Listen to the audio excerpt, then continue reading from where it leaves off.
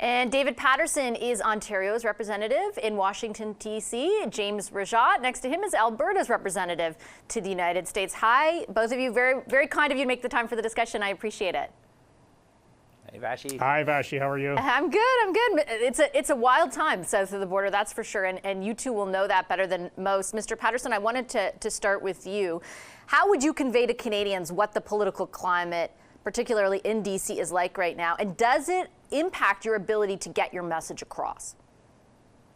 Well, for me, I'm just starting out in this role, and everywhere I go and everywhere we meet, it's like meeting with family, to be honest. I mean, and I do spend a lot of my time dealing with businesses and those that are interested in investing here back in Ontario. But the Americans are going through their political system. They're going through primaries, as we know, and we'll leave them to make their decisions on that. I think, we kind of share a circulatory system of the economy between Ontario and the United States. And so everywhere I go talking with sort of subnational governments, I think people really are counting on us to sort of keep everything moving along from a point of view of cost of living and a point of view of just our economies. And Mr. Rajat, is that your experience as well, that essentially you are able to function as though things are still business as usual, but are they, I guess, from your perspective? Or does a lot of this political stuff take up a lot of oxygen? It certainly takes up a lot of oxygen. I mean, they're very focused, obviously, on their own internal processes. And as David said, you've got elections, obviously, at the national level. You've got the primary season going on now, but you have a third of the Senate up, you have the entire House up, you have gubernatorial elections as well, you have state elections. So there's elections, throughout the entire country, which obviously we're trying to compete with. But it's still a good time, obviously, to engage with policymakers at both the national and the state level.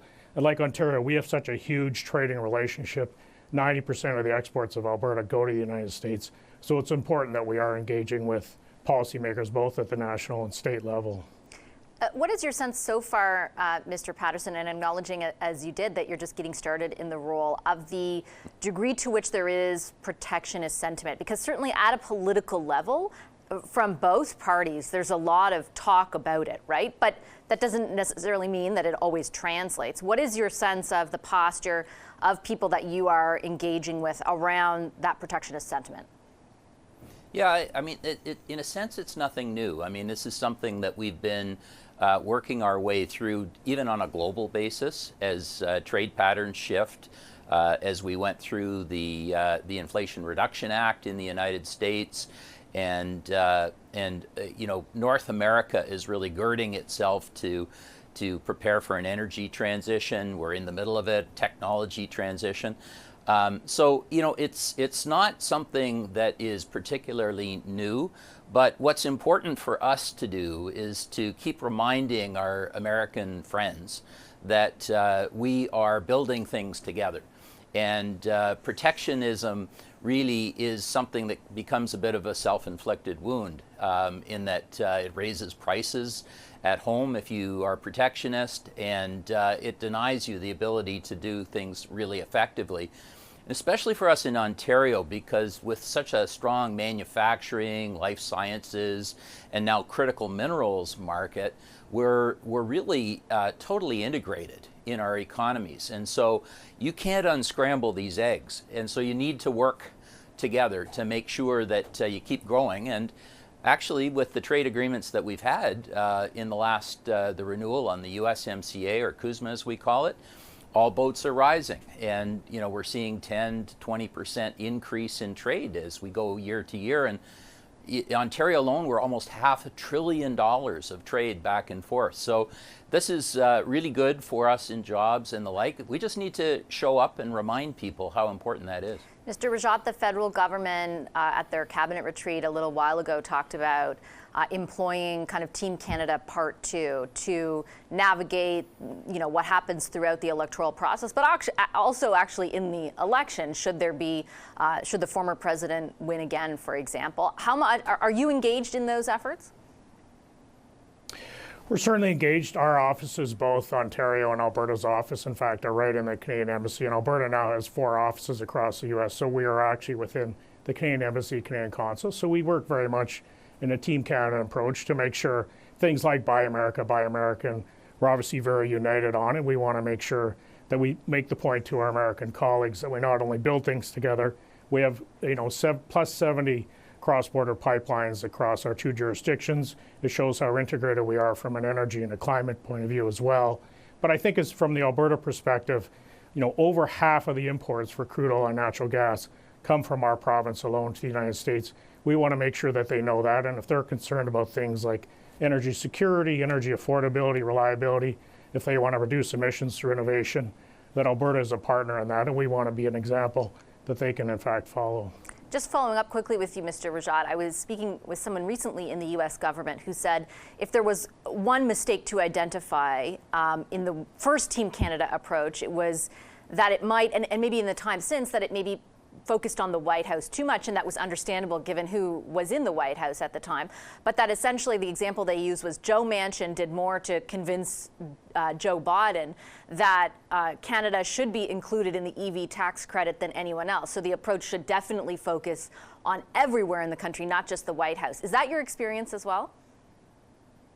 I think we absolutely need to engage with people like Senator Joe Manchin. That's why us as an office and the Alberta government reached out to Senator Manchin. We actually had him in Alberta in 2021 for 3 days, which is kind of unheard of to have a senior Senate leader in your province for 3 full days. Then our Premier addressed his committee, the Senate Energy and Natural Resources Committee, to make that argument in terms of energy integration of our 2 countries. And you do have to engage with those Senate leaders. The other thing you have to do is engage as well at the state level, because a lot of those state leaders have a lot of influence both on state policy but on national policy as well. The power is much more dispersed in the United States than it is in a parliamentary system like Canada. Mr. Patterson, I was also speaking to Canada's former ambassador to the U.S., David McNaughton, who made the point that despite some of the inflammatory rhetoric around issues like border security among some of the candidates running to be the GOP nominee for president, that as Canadians, we shouldn't dismiss those concerns out of hand just because of the rhetoric around them, that they are very serious to a large swath of Americans, and we should in turn take it that way. I'm wondering from your perspective, among all the people you meet in the U.S., particularly other lawmakers, what do they convey to you that they would like conveyed to Canadian politicians? Sure. Well, I think David's right. I think that, sometimes there are some concerns that are legitimate. Sometimes there are misapprehensions about things. It's important to always listen and address that. I was meeting in New York last week, New York State, along with our Counsel General Tom Clark, who did an excellent job sort of explaining to people some of the differences between what lawmakers might be hearing in the United States and the reality on the Canadian border.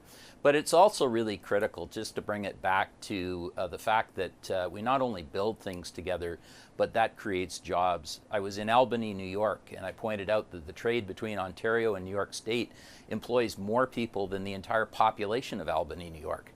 And so we need to keep bringing it back to that and not educating, but just reminding people that we share a circulatory system in terms of our economy. Mr. Rajat, last word to you, same question. What do they want you to tell people here? Well, I think as David points out, the size of the trade is massive, which is obviously our job to point that out. I mean, Alberta is the #1 trading partner for 3 states, for Colorado, Wyoming, and Oklahoma. But our #1 trading state is actually Illinois. We trade about $60 billion a year. So that's something on our side to make sure they're aware, because they're very focused on the number of jobs. But I think to your question and to David's point as well, if they raise something about, say, the northern border and issues like that, if they raise something about softwood lumber or some of the irritants, is we have to sort of direct those right off the bat, and we have to address them as quickly as we can and as substantively as we can. And that's where you do really need the provinces and the federal government working in concert together. Okay, I'm going to leave it on that note. Thank you very much, both of you, for making the time for the conversation. I appreciate it.